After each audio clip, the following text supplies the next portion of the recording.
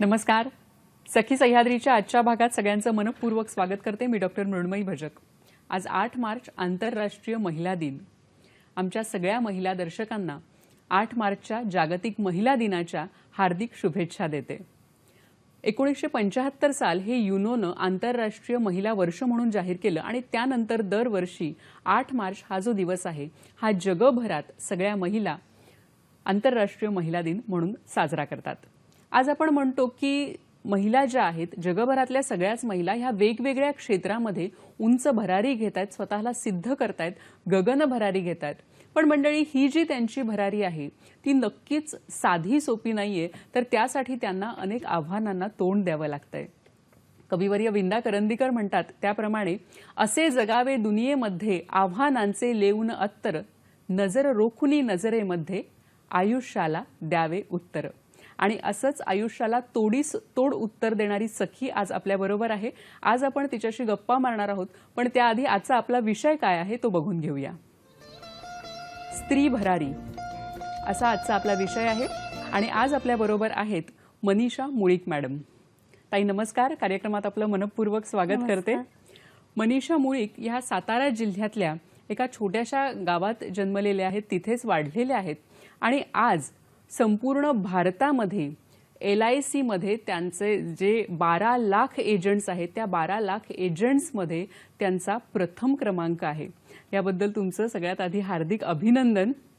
आणि आपण म्हणतो की फक्त स्त्रियांमध्ये नाही तर स्त्रिया आणि पुरुष असे सगळे मिळून जे 12 लाख एजंट्स आहेत त्यामध्ये त्यांचा पहिला क्रमांक आहे. त्यांचा हा जो प्रवास आहे की एकाच्या छोट्याशा गावातून सुरू झालेला प्रवास आज भारतामध्ये प्रथम क्रमांकावर ते आहेत, तो कशा पद्धतीने झाला याविषयी आज आपण त्यांच्याशी गप्पा मारणार आहोत, चर्चा करणार आहोत. ताई नमस्कार. तुमचं मनापासून स्वागत करते कार्यक्रमामध्ये. आणि तुम्ही एका सातारा जिल्ह्यातल्या छोट्या गावात जन्मला आहात, तिथेच तुमचं शिक्षण झालेलं आहे आणि आज जी तुमची झेप आहे ती खरोखरच आपण म्हणू शकतो की स्त्री भरारी अशी आहे. तर सुरुवातीपासून थोडंसं आम्हाला ऐकायला आवडेल की कशी सुरुवात झाली तुमची लहानपणापासून. नमस्कार. मी मनीषा मुळीक. एका छोट्याशा खेडेगावातून आले. नागझरी गाव माझं. बरं. कोरेगाव तालुक्यामध्ये नागझरी छोटंसं गाव आहे. माझा जन्म तिथेच झाला. 10वी पर्यंतचे शिक्षण तिथेच पूर्ण केले. नंतर महाविद्यालयीन शिक्षणासाठी मी रहमतपूर येथे गेले. महाविद्यालयीन शिक्षण घेत असतानाच छोटेसं किराणा दुकान चालवणारे आप्पासाहेब मुळीक यांच्याशी माझी ओळख झाली. बरं. आणि ओळखीचं रूपांतर प्रेमामध्ये झालं. अच्छा.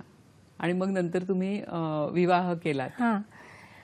विवाहाला माझ्या कुटुंबातून विरोध होता, तरीही मी त्यांच्याशी विवाह केला आणि त्यांच्याशी विवाह केलात. त्यांच्याबरोबर आज इतकी वर्ष आहात आणि मला असं वाटतं की त्यांच्या साथीनेच कुठेतरी तुम्ही आतापर्यंतचा हा जो टप्पा गाठलेला आहे तो गाठलेला आहे. तर सुरुवातीचे दिवस कसे होते? म्हणजे विवाहानंतर तुम्ही कोरेगावमध्ये आलात, मग ते दिवस कसे होते? ते पहिल्यांदा विवाह झाल्यानंतर दिवस खूप खडतर होते. बरं. तिथे आम्ही उदरनिर्वाहासाठी म्हणून चहाची टपरी चालू केली. चहाची टपरी कोरेगावमध्ये तुम्ही चालू केली. बरं. आणि 4-5 वर्ष आम्ही तोच बिझनेस करत होतो. तिथं छोटी मोठी दुकानं, ऑफिसेस वगैरे होते, तिथे आम्ही चहा द्यायचो. आणि बाजार, आठवड्याचा बाजार तिथे भरायचा. तिथे आमचं हॉटेल होतं, त्यामुळे तिथे फिरून चहा विकायचे मिस्टर माझे. आणि ऑफिसेस 2008 साली LIC शाखेची स्थापना पहिल्यांदा कोरेगाव मध्ये झाली. अच्छा. तेव्हा तिथे रोजगाराची संधी उपलब्ध आहे वगैरे असं बोर्ड बघण्यात आले आणि मी ते वाचून रोजगाराच्या शोधासाठी LIC ऑफिसमध्ये गेले. बरं. मग 2008 मध्ये हे ऑफिस कोरेगावमध्ये सुरू झालं आणि तुम्हाला ती दिसली की संधी इथे काहीतरी आहे. त्याआधी तुमचं शिक्षण किती झालं होतं? माझं शिक्षण 12वी पर्यंत पूर्ण झालं होतं. बरं. आणि मग त्याच्यानंतर तुम्ही त्या क्वालिफिकेशनवर LIC मध्ये तुम्ही जॉईन झालात. तर कसं तुम्ही तिथे जॉईन झालात?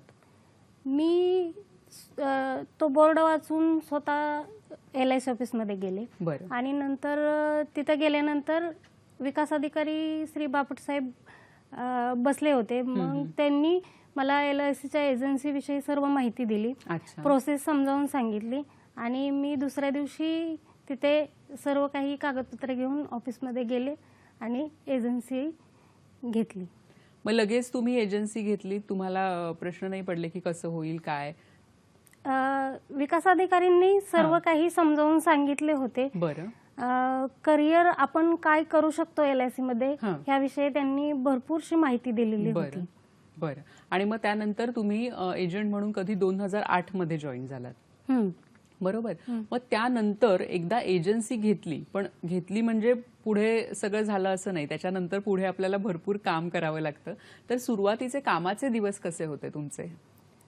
ग्रामीण भागामध्ये मी काम करत असल्यामुळे सुरुवातीचे दिवस कठीण होते, कारण मग माझं सुरुवातीच्या काळामध्ये 11 महिने तरी काहीच काम झालं नाही. अच्छा, पहिले 11 महिने काहीच नाही झालं. बरं. मग नंतर विकास अधिकारी आमचे म्हटले की ह्या 1 महिन्यामध्ये जर तुम्ही काम केलं नाही तर तुमची एजन्सी जाऊ शकते. मग ह्या 1 महिन्यामध्ये तुम्हाला 1 लाख प्रीमियम आणि 12 पॉलिसी करणे आवश्यक आहे. बरं. मग माझ्या पतींना घेऊन मी माझ्या गावामध्ये गेले आणि ते 12 पॉलिसी आणि 1 लाख प्रीमियम एका महिन्यातच कंप्लीट केलं. अच्छा, म्हणजे एका महिन्यात कंप्लीट केलं. जे एक वर्षभरात करायचं होतं ते तुम्ही एका महिन्यात केलं. आणि तो 1 महिन्यामध्ये कंप्लीट केल्यानंतर आर्थिक तफावत जाणवली आणि करिअर म्हणून आपण LIC मध्ये काम चांगल्या पद्धतीने करू शकतो ह्याची जाणीव झाली. बरोबर आहे. आता ह्या सगळ्याचं तुम्ही सांगितलं की आधी तुम्हाला काही अनुभव नव्हता ह्याच्यामधला आणि तुम्ही एका महिन्यात एवढ्या पॉलिसीज घेतल्यात, तर ह्या सगळ्याचं प्रशिक्षण तुम्हाला मिळालं होतं? आमचे विकास अधिकारी, ब्रँच मॅनेजर हे वेळोवेळी आम्हाला सर्व नवीन येणाऱ्या योजनांविषयी माहिती देतच असतात. त्यामुळे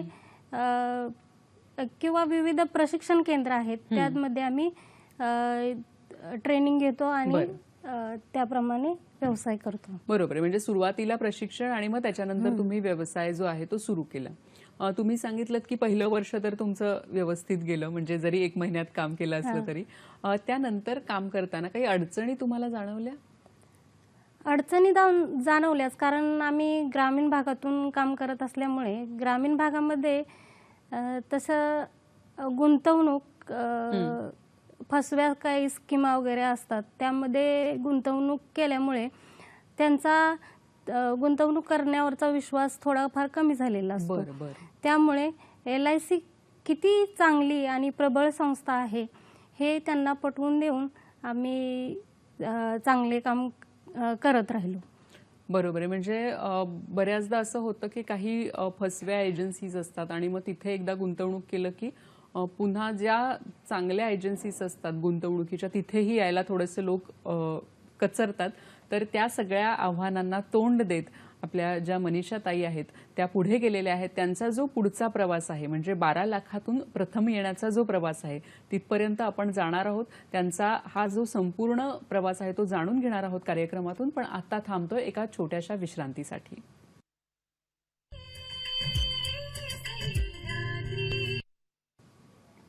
नमस्कार. विश्रांतीनंतर सगळ्यांचं मनपूर्वक स्वागत करते. जागतिक महिला दिनानिमित्त आजचा खास कार्यक्रम आहे स्त्री भरारी आणि आज आपल्याबरोबर आहेत मनीषाताई मुळीक. या वर्षीची जी थीम आहे या महिला दिनाची ती आहे महिला नेतृत्व कोविड-19 संकट काळात जगात समान भविष्याची संधी. आणि खरोखरच आज ज्या महिला आहेत त्या पुढे सरसावत आहेत सगळ्याच क्षेत्रामध्ये आणि जी समान संधी आहे ती त्या हक्काने मिळवत आहेत, कष्टाने मिळवत आहेत.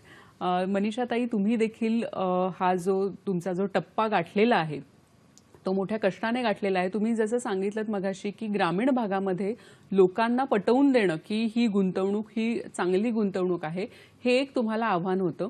एक स्त्री म्हणून, एक महिला म्हणून आणखी काही आव्हानं तुम्हाला जाणवली? हो, नक्कीच. एक स्त्री म्हणून कौटुंबिक जबाबदाऱ्या ह्या असतातच. तसं माझ्या पतींचं मला बरोबर योगदान होतंच, पण तरीही माझा मुलगा प्रथमचा लहान होता आणि गावोगावामध्ये जाणे आणि विमाग्राममधून जास्तीत जास्त काम करणे हे आम्ही करत असल्यामुळे रोजच्या रोज बाहेर पडणं हे गरजेचं होतं. त्यामुळे मग मी शेजारच्या जोशी काकू म्हणून होत्या, त्यांच्याकडे मुलाला ठेवून मग बिझनेससाठी बाहेर पडायचे. बरं. आणि विमाग्राम हे आमचं खूप विमाग्राममधून जास्त काम असल्यामुळे घरोघरी जाणे, रोजच्या रोज भेटणे हे फार गरजेचे होते. त्यामुळे मी ऊन वारा पाऊस कोणताही एक दिवस रिलॅक्स न घेता रोज काम करत होते. नक्कीच. तुम्ही म्हणालात की विमाग्राम, तर हे काय आहे? विमाग्राम ही अशी संकल्पना आहे, एक गाव पूर्ण लोकांना विमा देणे किंवा अच्छा. त्यांना विम्याचे महत्त्व पटवून देऊन जास्तीत जास्त गावामध्ये विमा संरक्षण देऊन कमीत कमी 100 पॉलिसीज करून ते गाव विमाग्राम करता येते व LIC कडून त्यांना एक विशिष्ट रक्कम बक्षीस म्हणून देण्यात येते. बरोबर आहे. म्हणजे गावाला एक विशिष्ट रक्कम बक्षीस मिळते कारण तिथे जर 100 पॉलिसीज झाल्या तर, आणि तुम्हालाही त्याचा काहीतरी एक सन्मान असा मिळतो. तर गावागावातून फिरताना तुम्हाला किती वेळ साधारण या सगळ्या गोष्टींसाठी द्यावा लागत होता?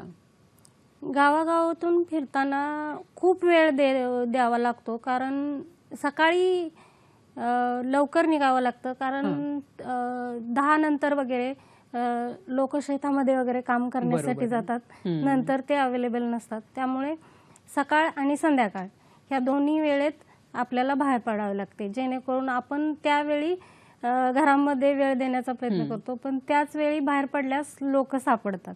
बरोबर आहे. म्हणजे जी वेळ खरं तर सगळ्यांची घरी राहण्याची असते, तर त्या वेळेत तुम्हाला बाहेर पडून जे काम आहे किंवा जे गुंतवणुकीचे सल्ले देण्याचं जे काम आहे ते तुम्हाला करावं लागतं.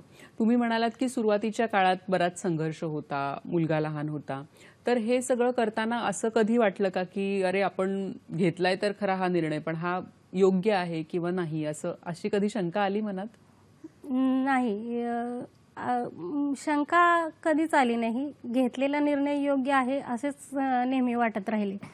कारण तसे LIC मधून काम चालू केल्यापासून माझा आर्थिक दर्जा उंचावला, बरं, उत्पन्नात वाढ झाली आणि सामाजिकही बांधिलकी वाढली म्हणा, किंवा समाजामध्ये एक प्रतिष्ठा निर्माण झाली. त्यामुळे मला खूप काम करण्यास उत्साह वाढू लागला.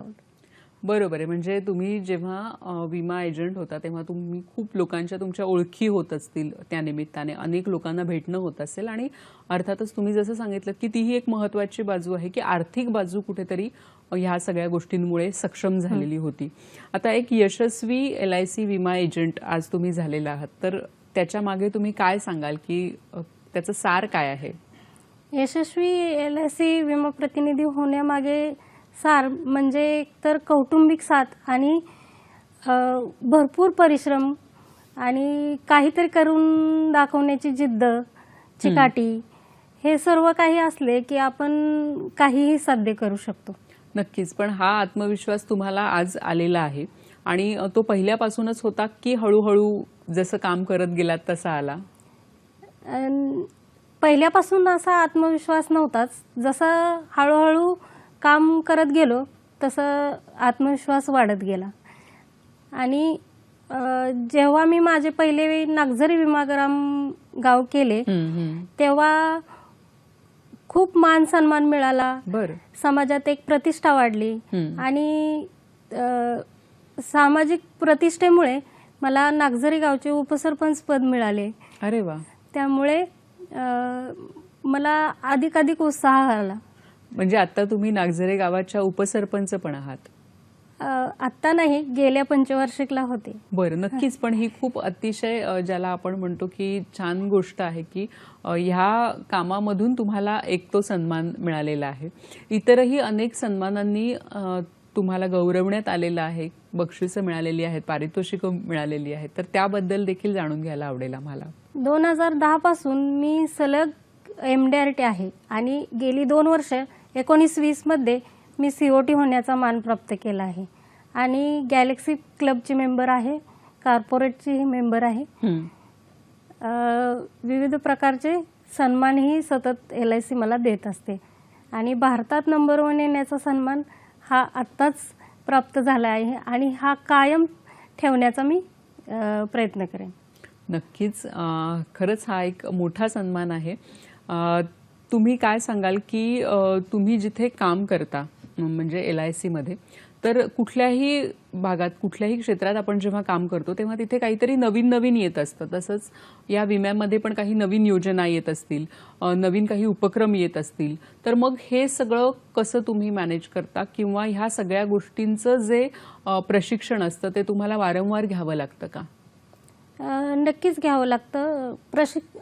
LICची विविध प्रशिक्षण केंद्रे आहेत, तिथे नवीन नवीन प्लॅन्स जे येतात त्याचे प्रशिक्षण दिले जाते आणि विकास अधिकारी, शाखा अधिकारी किंवा इतर सर्व ठिकाणी मीटिंग्स वगैरे होत असतात, त्यातून आपल्याला भरपूरसं ज्ञान मिळत असतं. अच्छा, म्हणजे त्यातून प्रशिक्षणामधून आपल्याला बरीचशी माहिती मिळत असते. एक महिला म्हणून LIC मध्ये तुम्ही इतक्या वर्षापासून काम करतायत, तर तिथलं वातावरण तुम्हाला कसं वाटतं की महिलांसाठी कसं आहे, काय सांगाल? LICतलं वातावरण हे खूप छान आहे. तेथील कर्मचारी सर्व काही आपल्याला हे करतात, सपोर्ट असतो आणि स्त्रियांसाठी हे एक वातावरण खूप छान असतं. हां, नक्कीच. म्हणजे सगळीकडे ज्याला आपण म्हणतो की ज्याला सपोर्ट आपल्याला लागत असतो, तर तशा पद्धतीचा सपोर्ट तुम्हाला इकडे मिळतो. बरोबर आहे. आता तुम्ही या पॉलिसी संख्येवर भारतात आलेला आहात, प्रथम आलेला आहात, तर कसं वाटतंय तुम्हाला हा एक मोठा सन्मान मिळाल्यावर? भारतात प्रथम येण्याचं खूप मोठा सन्मान मला प्राप्त झाला आणि ह्याच्यामध्ये खूप लोकांचं कष्ट आहे. क्षेत्रीय प्रबंधक विकासराव सर वेळोवेळी मला फोन करून प्रोत्साहन देत राहिले, त्याबद्दल मी त्यांचे आभारी आहे. आणि zonal manager sir Partha Samal sir यांनीही मला वेळोवेळी प्रोत्साहन दिलं, हा मान सन्मान दिला, त्याबद्दल त्यांचीही मी खूप खूप आभारी आहे. नक्कीच. आणि मग आता हा एक टप्पा गाठलाय तुम्ही, तर ह्याच्या पुढे काय ध्येय आहे किंवा काय आहे? आतापर्यंत सर्व काही ध्येय पूर्ण केले आहेत. आता LICतला सर्वोच्च मान मिळवण्याचा, TOT होण्याचा सन्मान मी मिळवण्याचा ध्येय आहे माझं. नक्कीच. TOT म्हणजे काय आहे?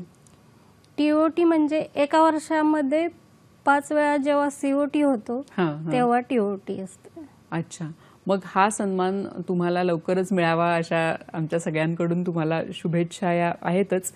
ग्रामीण भागात तुम्ही मगासपासून सांगताय की तुम्ही ग्रामीण भागामध्ये काम करतायत, तर ग्रामीण भागातल्या लोकांच्याही काही अपेक्षा असतील, त्यांच्या काय अपेक्षा आहेत LIC कडून?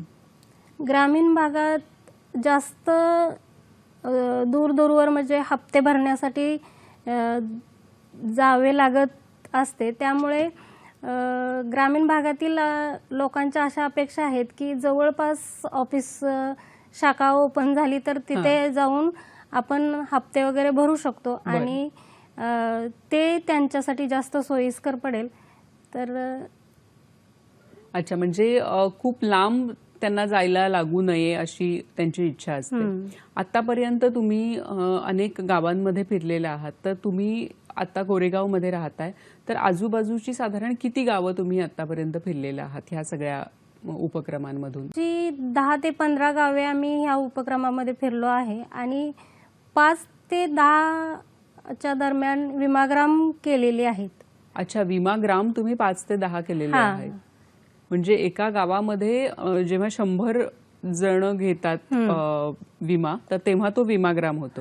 अशी तुम्ही अनेक गावं केलेली आहेत. बरं, तर हे तुम्ही जेव्हा गावागावामध्ये जाता तेव्हा कशा तुम्ही ओळखी काढता किंवा कशा त्या लोकांपर्यंत पोहोचता? गावामध्ये, ग्रामीण भागामध्ये शिक्षणाचा अभाव असल्यामुळे तसा LIC विषय किंवा इन्शुरन्स घेण्याविषयी कल थोडा कमी असतो, त्यामुळे त्यांच्यात इन्शुरन्स विषयी जागरूकता निर्माण करून त्यांना पॉलिसी देणे हे सोपे पडते. आणि ग्रामीण भागामध्ये काम खूप आहे, करण्यास स्कोप खूप आहे, म्हणून मी ग्रामीण भागामध्येच जास्त काम करते. नक्कीच, म्हणजे काम करण्यासारखं भरपूर आहे आणि ज्याला वाव म्हणतो कामाला तो देखील भरपूर आहे. आणि तो जो वाव आहे तो ताईंनी कसा घेतला आणि मिळालेल्या संधीचं सोनं कसं केलं याविषयी जाणून घेणार आहोत कार्यक्रमातून. आता थांबतो एका छोट्याशा विश्रांतीसाठी. पाहत रहा सखी सह्याद्री.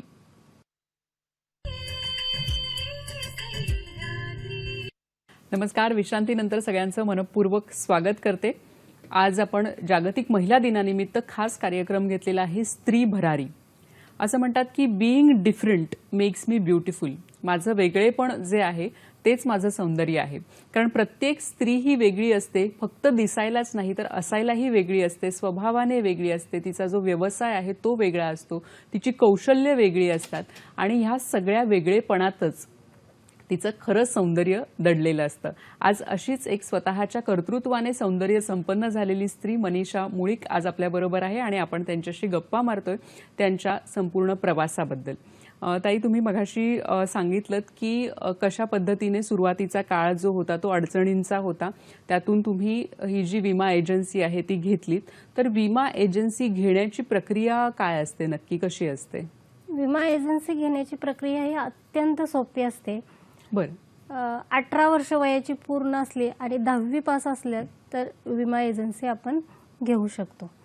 आणि विमा एजन्सी घेण्यासाठी जवळच्या शाखा कार्यालयामध्ये संपर्क साधून आपण शाखा अधिकारी एक नॉर्मल इंटरव्ह्यू घेतात. मग त्याच्यातून एक IRDA ची परीक्षा पास करावी लागते. ती झाल्यानंतर आपल्याला लायसन मिळते LICचे आणि तिथून पुढे आपण विम्याचे काम करू शकतो. बरोबर आहे. म्हणजे सुरुवातीला एक छोटा इंटरव्ह्यू असतो आणि त्याच्यानंतर जी परीक्षा असते, मग त्या परीक्षेसाठी अभ्यासक्रम वगैरे काय असतो? IRDAचा अभ्यासक्रम असतो. त्याच्या ऑब्जेक्टिव्ह प्रश्न असतात. त्याच्यातून ऑनलाईन वगैरे 25 तासाचं प्रशिक्षण असतं. त्याच्यातून आपल्याला ते शिकायला मिळतं सर्व आणि त्याच्या थ्रू आपण परीक्षा देऊन ते परीक्षा उत्तीर्ण करून एजन्सी घेऊ शकतो. बरोबर आहे. म्हणजे जी परीक्षा असते ती प्रशिक्षणानंतरच तुम्हाला मिळते. आणि प्रशिक्षण घेतलं, आधी इंटरव्ह्यू दिला, नंतर प्रशिक्षण 25 तासांचं, त्याच्यानंतर परीक्षा दिली आणि मग परीक्षा तुम्ही जेव्हा उत्तीर्ण होता तेव्हा तुम्हाला एजन्सी मिळते. मग आता ही एजन्सी घेतली आणि तुम्ही जेव्हा पहिल्यांदा गेला होतात, म्हणजे मी तुम्हाला विचारतेय की कारण आपण तुमच्या प्रवासाबद्दल बोलतोय, की पहिल्यांदा तुम्ही जेव्हा गेला होतात की कोणाकडे तरी की आमची ही अशी अशी पॉलिसी आहे ती घ्या असं सांगायला, तर तो दिवस तुम्हाला आठवतोय का? हो, आठवतोय नक्कीच. कारण पहिल्यांदा आपण जेव्हा एजन्सी घेतो तेव्हा आपण नवखे असतो, एवढा कॉन्फिडन्स नसतो, तेव्हा आपण ओळखीच्याच कुठल्या तरी व्यक्तीकडे जात असतो. बरोबर आहे. मग मी पण ओळखीच्याच एका व्यक्तीकडे गेले आणि त्याची पॉलिसी केली. त्यांची पॉलिसी केली, घेतली त्यांनी लगेच. आणि मग नंतर असेही तुम्हाला अनुभव आले असतील की काही लोकांनी नाही पण म्हणत असतील, मग अशा वेळी काय करता तुम्ही? नक्कीच नाही पण म्हणतात, पण LIC ही संस्था किती चांगले काम करते आणि ह्याला भारत सरकारची गॅरंटी आहे हे समजून देऊन पटवून देऊन सांगितल्यानंतर लोक घेण्यासाठी हळूहळू तयार होतात. बरोबर आहे की तुम्ही जसं सांगितलं की सुरुवातीला थोडंसं कदाचित लोकांना वाटत असेल की खरंच आपण घ्यावी का, पण मग त्यांना हे जे समजून सांगणं आहे की कशा पद्धतीची ही पॉलिसी आहे किंवा ही भारत सरकारची कशा पद्धतीची चांगली योजना आहे, तर हे सगळं समजून सांगणं हे तुम्हाला आधीपासून ते कौशल्य आत्मसात होतं की तुम्ही हळूहळू ते कौशल्य आत्मसात केलं? नाही, जसं की मगाशी पण सांगितलं की विविध प्रशिक्षणातूनच आपण शिकतो की पॉलिसी कुठली आली आहे, कशी द्यावी, किती समजावून सांगावं लोकांना आणि त्याच्यातूनच आपण काम पुढे करत जातो.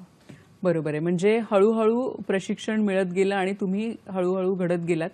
बोलण्याचं प्रशिक्षण पण तुम्हाला दिलं जातं? बोलण्याचं प्रशिक्षण आता मी कसं खूप मोठे एजंट झाले, प्रसिद्ध झाले, म्हणून मला इथं यावं लागलं, पण तसं बोलण्याचं प्रशिक्षण दिलं जात नाही. ते तुम्हाला हळूहळू तुमच्या कामामधून तुम्ही डेव्हलप होत असाल. तुम्ही मला असं सांगा की आधी म्हणजे आधी तुम्ही जे होतात ही विमा एजन्सी घ्यायच्या आधी आणि आत्ता याच्यामध्ये तुमच्या व्यक्तिमत्वामध्ये पण बराच फरक पडला असेल, काय सांगाल त्याच्याबद्दल? हा, नक्कीच पडला.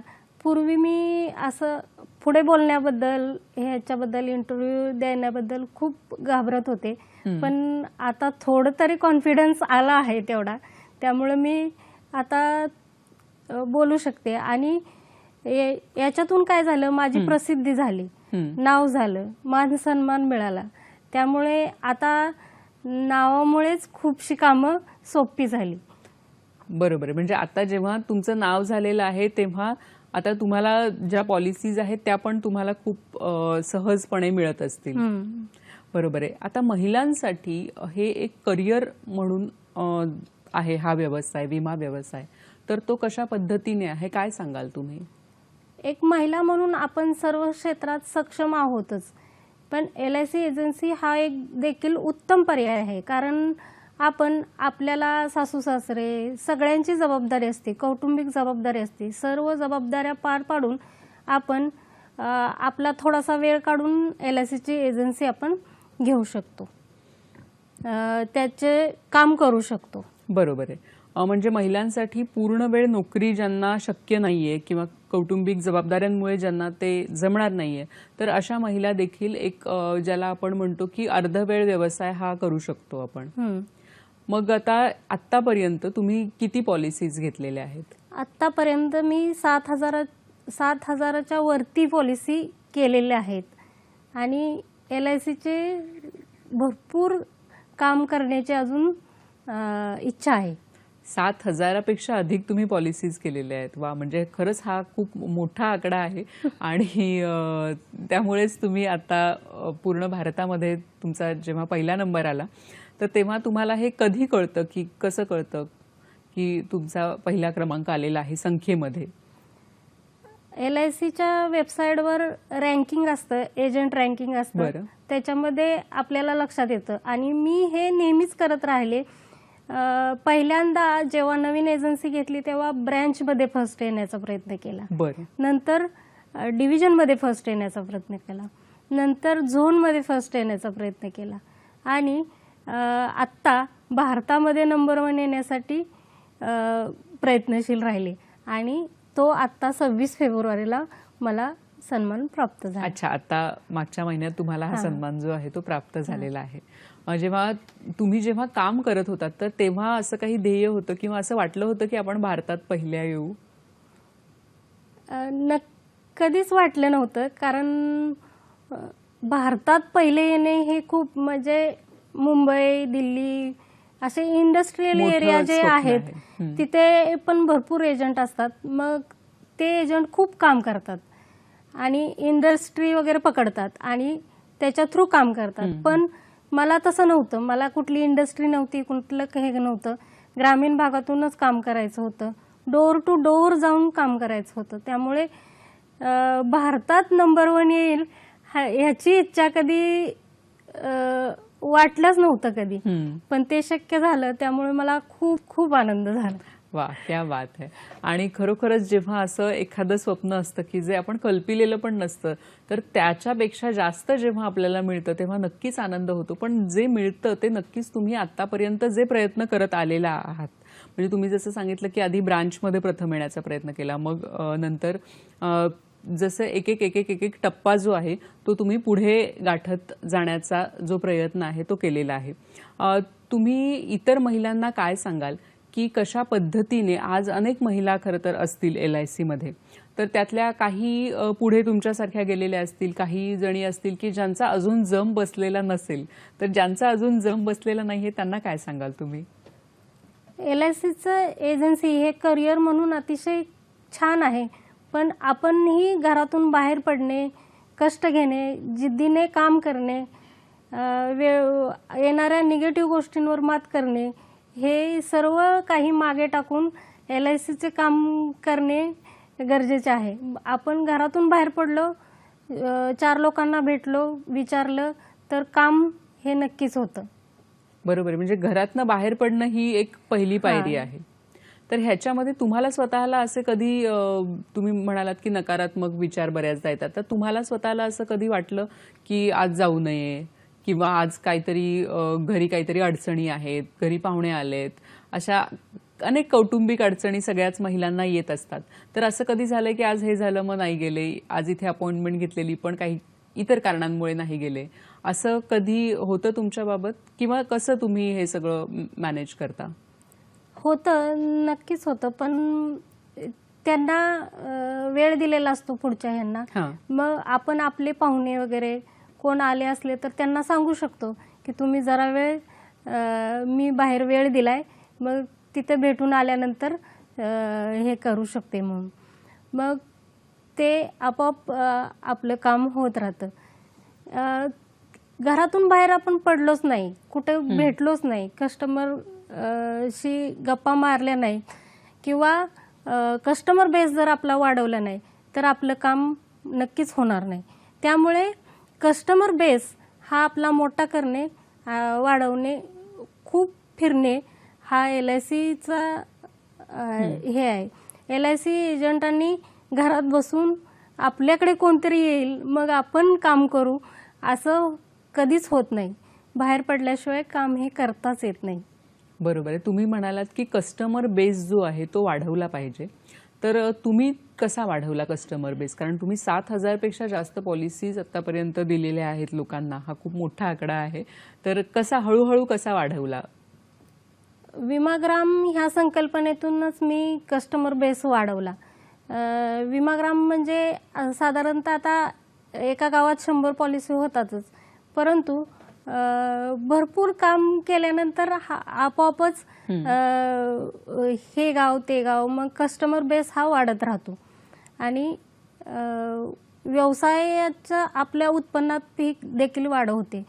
मला कधी हे जाणवलं 4-5 वर्षानंतर काम केल्यानंतर LICच्या एजन्सीमधून येणाऱ्या रिन्युअल कमिशनच्या माध्यमातून मला हे जाणवलं की उत्पन्न आपलं नियमितपणे वाढू शकतं आणि करिअर म्हणून आपण हा व्यवसाय निवडलाय हे उत्तम केलेलं आहे. नक्कीच. जेव्हा आपण एखादा निर्णय घेतो तेव्हा आपल्याला माहिती नसतं की आपण पुढे त्या क्षेत्रामध्ये काय करणार आहोत, पण आपण जर प्रामाणिकपणे त्या क्षेत्रामध्ये काम करत राहिलो तर नक्कीच आपली जी एक उंच भरारी आहे ती आपण घेऊ शकतो आणि आपल्या स्वप्नांच्याही पलीकडे आपण जाऊ शकतो. आणखीही जाणून घेणार आहोत मनीषा ताईंच्या प्रवासाबद्दल, पण आता वेळ झाली एका छोट्याशा विश्रांतीची. पाहत रहा सखी सह्याद्री.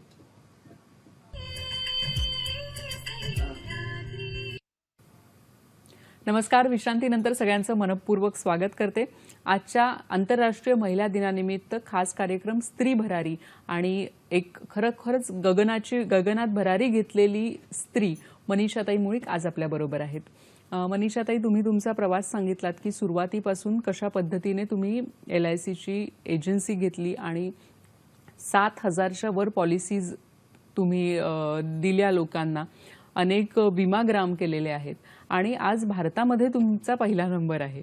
म्हणजे फक्त महिलांमध्ये नाही तर पुरुषांमध्ये पण, म्हणजे संपूर्ण भारतामध्ये तुमचा जो नंबर आहे तो पहिला आहे.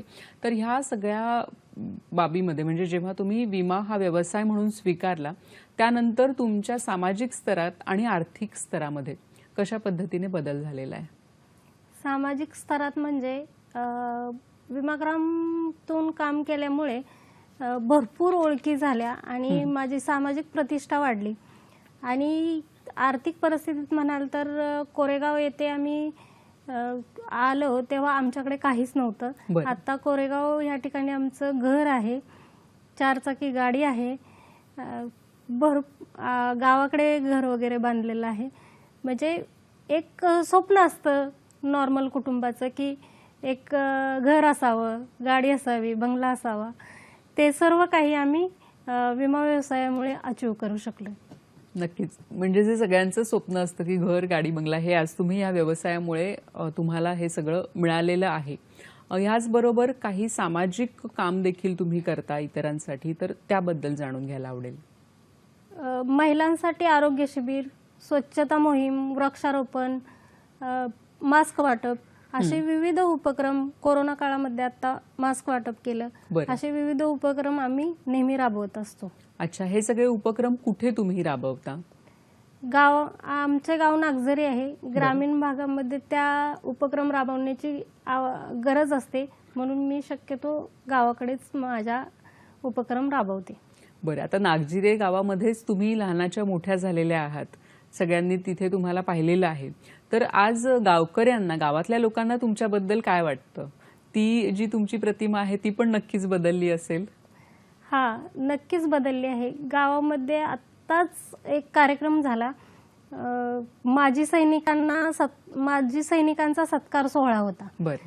आणि विशेषतः त्या सत्कार सोहळ्यासाठी मला निमंत्रण होते. वा. आणि माझी मग LIC मुळे खूप सामाजिक प्रतिष्ठा वाढली आहे आणि त्याच्यात मी गेले होते त्या नक्कीच. म्हणजे सोहळ्यासाठी. पुढे म्हणजे फक्त आर्थिकच नाही तर सामाजिक प्रतिष्ठा देखील या व्यवसायाने तुम्हाला दिलेली आहे. तुम्ही हे सगळं जे तुमचं यश आहे त्याचं श्रेय तुम्ही कुणाला द्याल? नक्कीच, ह्या सर्व यशाचे श्रेय मी LIC ला देऊ इच्छिते. LIC तील सर्व अधिकारी वर्ग, कर्मचारी वर्ग यांना मी माझ्या यशाचे श्रेय देईन आणि माझ्या पतींचा भक्कम साथ मला लाभते त्यांनाही देईन. नक्कीच, कारण घरातून जेव्हा भक्कम साथ असते तेव्हा एखादी स्त्री बाहेर पडून खूप चांगल्या पद्धतीचं जे काम आहे ते करू शकते. आज अनेक महिला आहेत की ज्या वेगवेगळ्या क्षेत्रामध्ये पुढे येऊ पाहत आहेत. अनेक मुली आहेत की ज्यांच्याकडे खरं तर शिक्षण फारसं नाहीये, तर ज्यांच्याकडे खूप शिक्षण नाहीये, ज्या विशेषतः ग्रामीण भागातल्या आहेत, एक 10वी किंवा 12वी पर्यंतच शिक्षण झालेलं आहे, तर अशा मुलींना तुम्ही काय सांगाल? LIC एजन्सी घेऊन आपण एक उत्तम करिअर निवडू शकतो, भरपूर काम करू शकतो आणि उत्पन्नही आपले वाढवू शकतो. LIC एजन्सी मार्फत आपण आपला सामाजिक आणि आर्थिक दर्जा सुधारू शकतो. तर LIC एजन्सी करिअर म्हणून निवडावी हे मी सांगू इच्छिते. नक्कीच. खरं तर आज खूप वेगवेगळ्या मुद्द्यांवर आपण चर्चा केली की एक स्त्री एका छोट्या गावातून तिचा प्रवास सुरू होतो आणि ती भारतात प्रथम क्रमांकावर येते. 12 लाख लोकांमध्ये स्त्री आणि पुरुषांमध्ये ती प्रथम क्रमांकावर येते. तिची जी जडणघडण होती, तिचा जो प्रवास होता तो आपण पाहिला. कसा वाटला आमचा आजचा कार्यक्रम आम्हाला जरूर कळवा. त्यासाठीची जी वेगवेगळी माध्यमं आहेत ती बघून घ्या. त्या माध्यमांमधून आपण आपले अभिप्राय आम्हाला कळवू शकता. फेसबुकचं माध्यम आहे www.facebook.com/dd सह्याद्री. सखी सह्याद्री@gmail.com हा आमचा मेल ID आहे. याच्यावर तुम्ही आपले अभिप्राय कळवू शकतो. यूट्यूबवर आपण हा कार्यक्रम आहे तो आपण बघू शकता आणि ट्विटर हँडल आहे @dd सह्याद्री. ताई, आज महिला दिन आहे. संपूर्ण जगातल्या ज्या महिला आहेत त्या हा जो दिवस आहे तो उत्साहाने, आनंदाने साजरा करतायत आणि कुठेतरी एक समान संधी मिळाली पाहिजे ह्यासाठी अनेक महिला आज झटतायत पण. तर आज महिला दिनानिमित्त आमच्या सगळ्या महिला दर्शकांना काय सांगाल? प्रथमतः मला इथे बोलण्याची, येण्याची, तुमच्या प्रेक्षकांशी संवाद साधण्याची संधी दिली त्याबद्दल मी सह्याद्री वहिनीचे आणि LICने आपले प्रतिनिधित्व करण्याची संधी दिली त्याबद्दल मी LICचे आभार मानते आणि सर्व महिलांना करिअर म्हणून LIC एजन्सी निवडण्याचे आवाहन करते. धन्यवाद ताई, तुम्ही इथे आलात आणि खूप छान माहिती आमच्या सगळ्या दर्शकांना दिलीत आणि आमच्या सगळ्या महिलांना देखील ही माहिती नक्कीच अतिशय उपयुक्त अशी ठरणार आहे. तुम्ही इथे आलात त्याबद्दल मनापासून धन्यवाद. नमस्कार. आपण पुन्हा भेटूया नवीन कार्यक्रमात नवीन विषयासह. तोपर्यंत नमस्कार.